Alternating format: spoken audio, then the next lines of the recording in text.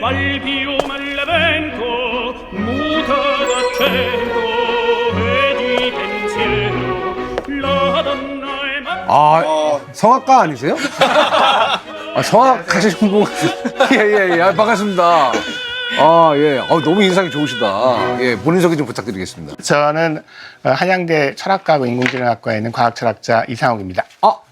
과학 철학자요. 예. 그러면 과학자로 어떻게 보면 본인이 소개되는 걸 원하십니까? 철학자로 소개되는 걸 원하십니까? 저는 과학자는 소개되는 걸 원하고 그 문제가 아니라 과학자가 아니죠. 왜냐면 지금 연구하는 게 철학 연구를 하고 있으니까. 다만 이제 제가 과학 백그라운드가 있어서 그런 질문들을 가끔씩 받긴 해요. 어떻게 과학 백그라운드가 있으세요? 제가 그 학부하고 석사까지는 물리학을 했거든요. 과학의 근본.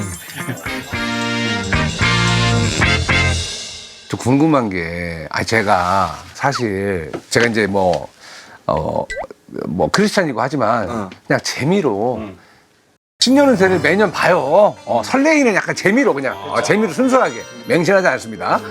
근데 내년에 대운이 들어온다는 거야. 결혼이네, 결혼. 결혼. 그런 얘기 들으면 기분은 좋잖아. 그렇죠. 근데 이거를 과학적으로 봐야 되는 건지 아닌지 여기에 대해서 이제 많은 분들이 좀 궁금하실 거예요. 그렇죠. 우리 과학자분들은 어떻게 생각하시는지. 저는 근데 태어나서 한 번도 사주를 안 봐봤어요. 진짜 봐야 돼요. 한 번도 봐요. 좀 봐요. 근데 이게 기본적인 가설 자체가 저는 말이 안 된다고 생각하거든요. 내가 태어난 날짜, 시간이 내 인생에 30년이 지나고 40년이 지나고 50년이 지나고 영향을 준다는 건데 그거 자체가 저한테는 말이 안 되는 거죠. 그리고 네. 그때 같이 태어난 이쪽이 연맹이네. 사람들이 얼마나 많을 거야. 근데 그 사람들을 모아놓고 운명을 보면은 그 사람들이 같냐는 거지. 살아온 길도 그렇고. 아니 충분히 이쪽 의견도 일리는 있어요. 철학 쪽에서는 사주를 어떻게 보십니까? 제가 철학을 대변할 수는 없고 제 생각을 말씀드리면 과학을 우리가 현재 우리에게 익숙한 서양과학, 서양에서 유래해서 사실 우리가 외래과학이 들어온 거잖아요. 그렇죠. 그 이제 주류과학이라고 할 수 있을 텐데 그거를 정의하면 그 정의에 따를 때 사주는 거기 안 맞죠. 그렇죠. 그러니까 뭐냐면 지금 우리는 믿고 있는 게 원자, 분자, 걔네들의 전자기력, 중력 그렇죠. 이런 게 기본이라고 생각해요. 존재론이 그렇잖아요. 우주론이 그렇게 돼 있다고요. 그러면 도대체 아까 말씀하신 것처럼 사주가 참이려면 우리가 오픈마인드 돼가지고 사주가 참이라고 치면 도대체 인간이 태어난 월, 시, 년, 시각이 사람 운명을 어떤 방식으로 결정할까를 생각해보면 이게 전자기력인가? 중력인가? 도저히 이게 복잡하겠어요. 그러니까 메커니즘이 안 나오는 거예요. 그러니까 요 부분이 중요한데 사실은 사주가 참이 아니다, 틀렸다고 단정 지을 수는 없어요. 맞아요. 그러니까 그런 증거도 없어요. 근데 방법론적으로 주류과학하고 너무 안 맞고 그 다음에 사주가 어떻게 맞을 수 있는지를 우리가 파악하기가 굉장히 어려워요. 지금 우리가 가지고 있는 세계관에 입각해 볼 때. 그러니까 그런 의미에서 이제 사주가 비과학적이라고 생각할 수 있는 거죠. 어쨌건 과학적으로도 증명할 수 있는 방법은 없지만 그렇다고 해서 이거를 또 너무 비난할 수도 없는 거다. 저는 사주가 과학은 아니라고 생각을 해요. 왜 그러냐면 우리가 일반적으로 뭔가 얘기를 했을 때 예를 들어서 별자리 이런 것들도 되게 많이 보잖아요. 이런 보면은 교수님 같은 경우에는 다음 주에 되게 많은 도전이 있을 거지만 내면적으로는 진취적인 도전을 즐기는 그런 것들이 있어서 신문에서 잘 극복해낼 겁니다. 그런 거 나오잖아요. 오늘의 운세 보면은 예를 들어 내가 닭띠면은 닭띠도 내 얘기 같기도 하고 쥐띠도 내 얘기 같기도 하고 다 내 얘기지. 그러니까 그런 거를 반엄 효과라고 그래요. 과학적으로 진짜 심리학적으로 있는 효과예요. 사람 이름이 반엄? 반엄. 저거 내 얘긴데. 그러니까. 라고 하는 그런 거다라고 하는 얘긴데, hey, beautiful. 사주 있어. 오래된 그 학문이고. 그렇죠. 그리고 어떻게 보면은 그 빅데이터의 어떤 시초가 아닌가. 이런 생각을 해요. 그러니까 사주 자체를 부정을 하는 건 아니에요. 많으니까. 오랫동안 우리 문화의 한 부분으로 자리를 잡은 거잖아요. 근데 그게 과학적인 거냐 아니냐라고 봤을 때 방법론적으로는 저는 과학적이지 않다라고 얘기를 하는 거죠. 혹시 올해 우리 몰래 사주 봤는데 좀 안 좋아서 이러는 거 아니에요? 딱 걸렸어. 황영 씨, 올해 사주가 좀 안 좋아서. 올해 사주가 사주를 부정할 사주네. 올해 사주는 약간 좀 안 좋았나 봐. 근데 이게 우리가 사주가 과학이냐 아니냐 또 앞서 말했던 여러 가지 이야기하려면 유사 과학이 뭔지를 먼저 생각을 해야 그래야 이야기가 진행이 될 것 같아요. 그래서 묻습니다. 유사 과학이라는 게 뭡니까? 이게 유사라는 표현이 사실 우리가 한국말로 쓰다 보니까 혼동분이 많아요. 맞아요. 비슷하다. 이런 단어로 생각하면은 과학이랑 비슷한데 검증만 안 된 건가? 가짜 과학은 또 아니잖아요. 가짜 과학이에요. 아, 그래요? 그러니까 영어로는 되게 명확하게 나와 있어요. 수도라고. 이게 유사품 그거예요. 아, 유사품에 유사품에 주의하세요? 속지 마세요. 이 유사 그거라 가짜 과학이란 단어로 만들어진 단어인데 가짜 과학이라고 차라리 쉽게 얘기하지 왜? 그 너무 또 직설적이라서 그럴 수도 있고 또 한자로. 사이비과학이라는 용어가 있어요. 그래서 아, 예. 슈더 사이언스를 직역해가지고 사이비과학. 그건 과학이 확실히 아닌 거죠. 짭과학. 좀 이상하네. 어감이 좀 이상하네. 짭과학.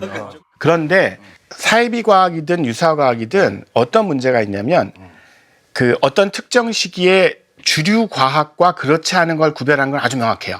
왜냐하면 이제 학술지도 있고 학술단체도 있고 교과서가 있으니까 그 교과서에 실린 의견들과 그거에 입각해서 진행되는 연구는 다 주류 과학이에요. 근데 주류 과학이냐 아니냐가 역사적으로 변화해 왔기 때문에 그 유사과학이다 아니다를 갖다가 아주 간단하게 그렇게 얘기하기보다는 훨씬 더 이렇게 과정으로서 그러니까 이게 과학이었다 과학이 아닌 경우도 있고 그러니까 주류과학이었다 주류과학이 아닌 것도 있고 거꾸로도 있고 그다음에 아예 그런 노력조차 안 하기 때문에 그러니까 뭐 실험이라든가 검증이라든가 그런 건 사실은 천년이 지나도 사실은 과학이 될 가능성은 거의 없거든요. 예, 그런 것도 있고 이렇게 좀 이건 자세하게 봐야 될 필요가 있어요. 딱 정의 내릴 수 없는 약간 또 묘한 어떤 그런 부분들이 좀 많이 있다라는 얘기잖아요. 20세기 초까지 아직 우리가 방사성 물질에 대해서 지식이 별로 없었던 상태에서는 방사성 물질의 의료적 기능에 대해서 사람들이 굉장히 기대를 가지고 실제로 많은 과학자들이 집에다가 설치하는 방사성 물질 나오는 아니 농담이 아니에요. 그거 팔았어요. 예, 예. 알아요. 그 사실 지금은 끔찍한 얘기죠. 그거 완전히 그냥 바로 맞고 다 사람들 크게 다칠 수 있는데 그걸 팔았어요 그때. 보세요. 그 미국에 50년대 장난감 중에 우라늄 장난감이 그러니까 있어요. 뭐 아시죠? 물론 처음 들어봤어요, 진짜요? 우라늄 과학 상자 같은 게 있다니까요. 말 나온 김에 옛날에는 참 과학도 틀렸던 게 많아요. 예를 들어서 천동설 이런 거 있잖아요. 지구는 가만히 있는데 얘네들이 돈다. 근데 그것도 어쨌건 과학적으로 틀렸다는 거를 발견했지 않습니까? 천동설 얘기를 해서 그런데 결국에는 그 믿음이 이제 종교적인 거 그다음에 그 당시 사회를 전반적인 지배를 하고 있었던 그 지배력과도 관계가 있었기 때문에 그 틀을 깬다는 거는 너무나 힘든 일이었어요. 어떤 분들은 과학자가 되게 오만하다 아니면 과학이라는 학문이 되게 오만하다라고 얘기를 하는데 저는 그 무엇보다 과학은 아주 겸손한 학문이라고 생각을 해요. 왜냐하면 관측을 하고 또 이론적으로 검증을 하고 그다음에 여러 가지 관측 결과를 통해서 지동설이 맞다라는 것을 받아들일 수 있잖아요. 저는 과학의 힘이 거기에 있다고 봐요. 그 우리가 천동설, 지동설 문제 같은 거를 볼 때 조금 조심해야 될 게 실제로 철저하게 과학적인 태도를 가졌기 때문에 지동설이 받아들여지기 어려웠던 이유도 있어요. 왜 그러냐면 이런 거예요. 보세요. 지구가 만약에 태양 주위를 돈다면 어마무시하게 빠른 속도로 돌아요. 공전 속도가 엄청나거든요. 근데 왜 우리는 그걸 못 느끼냔 말이야. 그럼 현재는 그걸 설명할 수 있어요.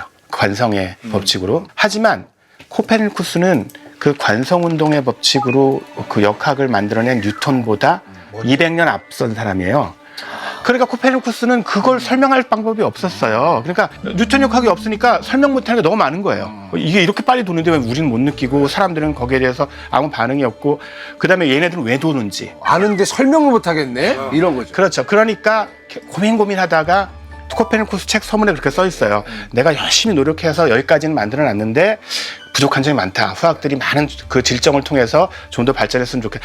저는 거기에 핵심이 있다고 생각해요. 과학의 핵심이 뭐냐면 되게 과학이 참된 진리다라는 걸 과학자들은 좀 강조하는 경향이 있는데 저는 그게 전략적으로 좀 잘못된 것 같아요. 왜냐하면 만약에 과학이 참된 진리를 그렇게 많이 말한다면 역설적으로 과학이 진보를 못해요.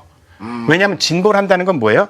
그 전에 틀렸던 걸 갖다가 다시 고쳐가지고 더 좋게 만든다는 수정이 거잖아요. 없다라는 거죠. 뭐 이미 다 저 참된 진리를 밝혀냈는데 어떻게 수정해가지고 이거 건들지 마세요. 네. 이거 건들지 마세요. 내가 발견한 겁니다. 이렇게 되니까. 정확히. 예. 그러니까 과학의 정말로 제가 보기엔 장점은 아까 말씀하신 겸손한 태도. 즉 뭐냐면 지금까지 우리가 연구한 바로로 그리고 우리가 가지고 있는 증거를 볼 때 이게 최선이다. 그리고 이것만큼 잘 검증된 이론은 없다. 그렇지만 이것도 물론 틀릴 수 있고 우리는 끊임없이 더 좋은 이론을 찾기 위해서 노력하겠다.